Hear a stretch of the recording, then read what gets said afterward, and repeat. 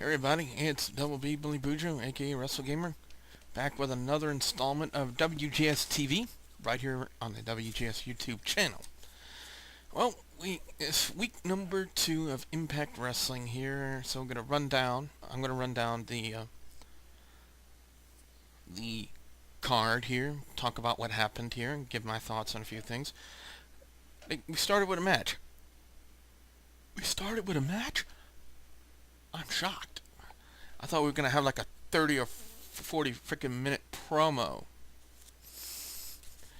Anyway, it was tag team street fight. It was AJ Styles and Christopher Daniels taking on Tommy Dreamer and Bully Ray.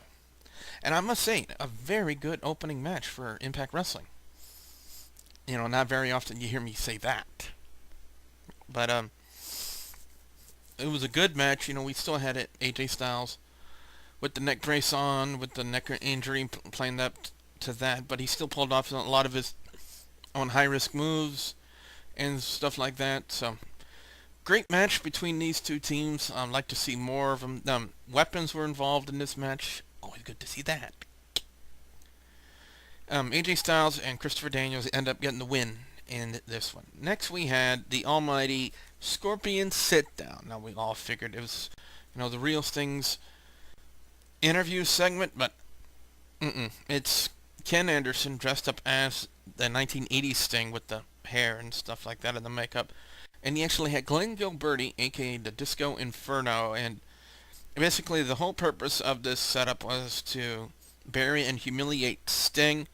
I think it was more along the lines of to fully turn Anderson heel, because later on in the segment, Anderson takes the microphone, you know, his usual microphone, and bashes this Disco Inferno skull in. I don't know if I want to call him Inferno or Glenn Gilberti, because that's his real name, but anyway, here.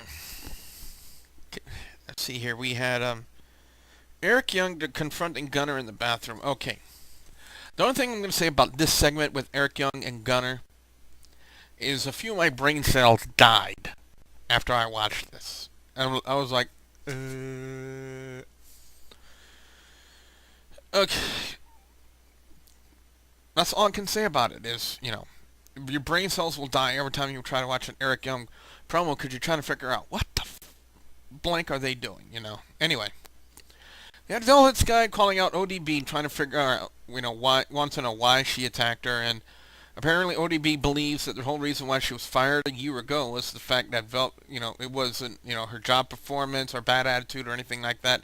It was Velvet Sky who called in the favor, I guess is what she's accusing her of doing. We have Beer Money talking with Eric Bischoff. Apparently, Robert Roode, or Bobby Roode as they want to be calling him now. I really don't understand why they had the name change. I mean, he's been Robert Roode since like 2006. Impact Wrestling comes around and now he's Bobby Roode? I don't understand the name change. If somebody out there watching this video can explain that name change to me. I mean, you know, Robert, Bobby, Robert, you know, basically the same thing. But he's been Robert Roode for 4 freaking years. Why change his name now? I really don't understand the point of it. But anyway, they're discussing the injury that he had and the fact that they are slated to defend the tag team titles at Slammiversary. And something along the lines that they have to find like a suitable replacement. If not, then Beer Money would have to surrender the tag team titles because of the 30-day limit. That's actually one company that enforces it, unlike WWE. Anyway. One of the big things that was set up tonight is Kurt Angle got to choose Jeff Jarrett's opponent for the evening, and Jeff Jarrett got to choose Kurt Angle's opponent. I'll tell you what Jeff Jarrett chose when I get to the main event, because they had it slated as the main event. We had Kurt Angle chose Matt Morgan, and around this point in time in the show, Kurt and Matt were talking backstage. Kurt was trying to warn him about Karen Jarrett to not pay her any mind, anything like that. So here we go. It's time for the matchup. Jeff Jarrett, Matt Morgan. One thing I did not like about this match, big thing, it was like 10 freaking minutes of intros. I mean, you had Jarrett come out, and had Karen Jarrett, who was on crutches about, her ankle injury. But, it took them freaking forever for them to come out and get situated. Then Matt Morgan would come out, and then the next 3 or 4 minutes was spent just trying to figure out, or I'm sorry, not figure out, but put Karen Jarrett in a chair that wasn't next to ringside. Thank you, Earl Hebner, you decrepit old fart. But it turned out into a pretty good match. Both Jeff Jarrett and Matt Morgan looked really good in this match. Karen Jarrett got the referee distracted at one point in this match, and then Scott Steiner, which I kind of figured that was going to happen because they're getting really involved in their own heated feud in Impact Wrestling, came out, hit the flatliner or Steiner liner or whatever you want to call it, and pretty much screws Matt Morgan out of the match, and Jeff Jarrett gets the win. Then we had a segment involving Hulk Hogan, Eric Bischoff, Mick Foley, and Brian Kendrick. And let me just say this, I needed like 3 industrial strength Tylenols after this segment was over. That's how big my headache was.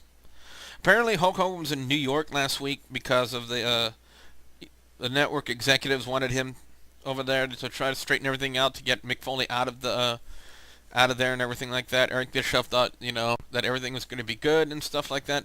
Mick Foley came out and said that, no, I'm still the network executive, yada, yada, yada. Hulk Hogan then made Mick Foley didn't make the announcement they were going to have the Destination X pay-per-view with X Division stars. Apparently the whole point of it was to put over the X Division. I mean, why put it over when you took a big freaking dump on it last week by putting the X Division title on Abyss? Anyway, Hulk Hogan makes a proposition to Mick Foley to fight Abyss for the X Division title. Next thing we have Brian Kendrick come out spewing all kinds of nonsense that I don't think even a dictionary could translate. And basically it came down to the point where Kendrick wanted Mick Foley's spot in the match against Abyss, and Hogan said yes. So then we see Winner and Angelina Love in the back. Okay. As if this freaking storyline with these two wasn't already over the top as it is. Winner is giving Angelina Love a lesbian massage. I don't know if I could call it that, but it's still involved with Angelina Love being naked and getting rubbed down by Winner. When is this garbage gonna stop? Impact Wrestling, TNA, or whatever the blankety blank you want to call yourselves. I'm trying to hold back on the cursing because I want, Anyway. Why in the world are you throwing this garbage in our faces? I mean, this storyline with Winner and Angelina Love. Give me a freaking break. Oh, we made a promise several centuries ago in another lifetime, and I expect you to I'm holding you to that promise that we're going to love each other forever.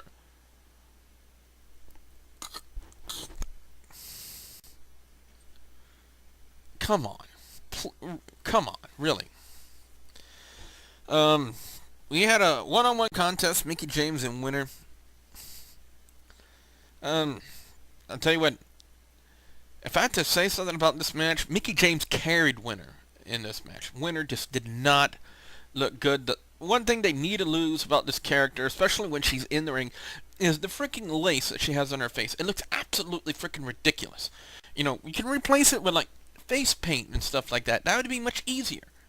Instead of having actual lace on her face. It's just ridiculous. Come on, Impact Wrestling. Hear me out. Watch my videos. Listen to what I'm saying. I follow wrestling for 25 freaking years. I know what I'm talking about. Alright. X Division title match time as Abyss took on Kendrick. I saw one of 2 possibilities. I was talking with the gang on Blog TV, the people who were watching it with me. One, it was going to be like a 90-second match, and Brian Kendrick was just going to get absolutely destroyed, and then fried on a barbecue, and with a big bottle of barbecue sauce, and Abyss was going to put him in between his 2 bottom teeth and just suck him up. Or 2, a miracle was going to happen, and Impact Wrestling or TNA or whatever the hell they're called now was actually going to do something smart and put the X Division title on a pure X Division star like Brian Kendrick. Now, funny thing that happened before this match, Abyss was talking about, there's no weight limits and no limits in the X Division, and he's kind of right in a sense. There are no weight limits in the X Division, but seriously, I don't see Abyss as an X Division guy. I know a lot of people said that about Samoa Joe, that Samoa Joe wasn't an X Division guy. They didn't see him like that, but he turned into be a pretty good X Division star and a good X Division champion. But Abyss, really, come on. So, instead of playing the smart route or the miracle route and putting the title on Brian Kendrick, since he's kind of the leader of the X Division revolution, or what's left of it at this point in time, they keep it on Abyss. The only thing I can say about it is, that's all I can say about it. Now, here's something. We have the television title on the line. Now, one thing I want to point out to you guys, I don't know if you caught it, but I caught it, and I pointed that out to the people on Blog TV. They did not say TNA television title. They just said television championship. Is TNA being phased out and then just going to stick with Impact Wrestling? Impact Wrestling presents Destination X. Here's your Impact Wrestling champion, Sting. Is TNA being totally phased out of the company name and they're just going to go with Impact Wrestling? What do you guys think? Post your comments in the comment section below. That's interesting. It's interesting. I thought the show name was just going to go through a change. But instead, it seems like maybe everything is going through a change. So maybe TNA is going down and Impact Wrestling is going up. So what does that mean? What does that mean for the company? I mean, do they have to change everything? Because that'd be a big freaking waste of money. They have to go reorder title belts, get it remanufactured, and to have the Impact Wrestling or IW or something like that. I don't know how they're going to do it. I mean, anyway, back to this. What happened early night with Eric Young and Gunner in the bathroom? Eric Young was making reference to what happened in Atlanta, Georgia with Hulk Hogan and Kevin Nash in 1999 when Hogan did the finger gesture, the finger point push on Kevin Nash. Kevin Nash fell to the ground. Hulk Hogan pinned him 1, 2, 3. And that's what Eric Young proposed to Gunner, so that way Gunner can feel happy about himself and get his title back, and then Eric Young would get his old TNA World Heavyweight title back. Again, your brain cells die in an Eric Young segment. Anyway, so they were going to do that. Gunner did the finger point push.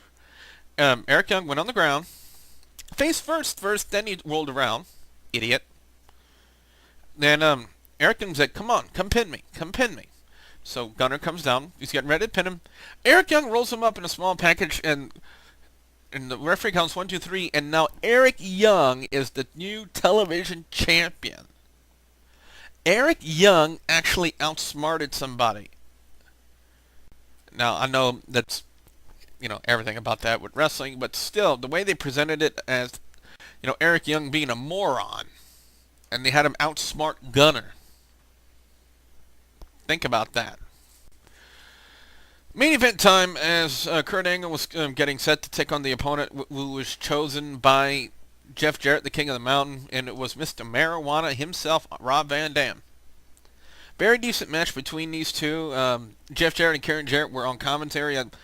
I did notice a few points where Jeff was trying to cut a promo or make a response to whatever Mike Tenay was talking about when it comes to the Jarrett Angle storyline. I did notice that he did take a moment or two, several times, to say, "Ooh, good move! Oh, good move!"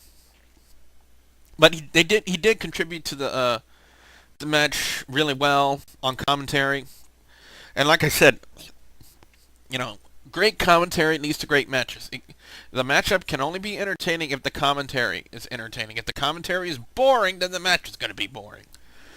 And that's coming from a commentator with 3 years experience. I'll tell you that right now. So Kurt Angle ended up getting the win in this matchup. But they did hype up the hell out of the match they're going to have at Slammiversary. Kurt Angle, Jeff Jarrett, final straw, which should have happened at TNA Sacrifice, but they're not playing it like that. In fact, they should have killed this storyline off 3 months ago, but they're still going out with it. Anyway, and if the winner becomes a new number one contender, and if Jeff Jarrett wins, he gets Kurt Angle's gold medals, Olympic gold medals. Okay. Now, if I want to pick a match of the night tonight, guys, I gotta go with the opening match. AJ Styles, Christopher Daniels, and Tommy Dreamer and Bully Ray in the tag team street fight. Highly entertaining and a great, great opening match between these two teams. Very entertaining. Great way to start off Impact Wrestling this week. My hat's off. Well, if I can, I'm wearing a headset, but if I can't, I tip my hat to Impact Wrestling for a great opening. After that, everything just went. Quick thing I would like to note about Scorpion Sit Down, like I said earlier, I believe the entire purpose of this segment this week was to, if the heel turn, if they really hasn't gelled yet as a heel turn for Anderson, they really meshed it this week with the Scorpion Sit Down as Ken Anderson dressed up as Sting, and then Anderson beating down Glenn Gilberti, a.k.a. the Disco Inferno, with the microphone busting him open. So, apparently, Impact Wrestling, TNA, or whatever, they don't want Anderson as a face anymore, even though he was very highly popular, and he sold lots of merchandise for Impact Wrestling, or TNA, again, whatever they want to be called. But that's pretty much it, guys. Your thoughts on Impact Wrestling this week, week number 2 of it. Leave your comments in the comment section below. Until then, I am Double B, Billy Boudreaux, a.k.a. WrestleGamer, for WGS-TV and the WGS YouTube channel. Thank you very much for watching.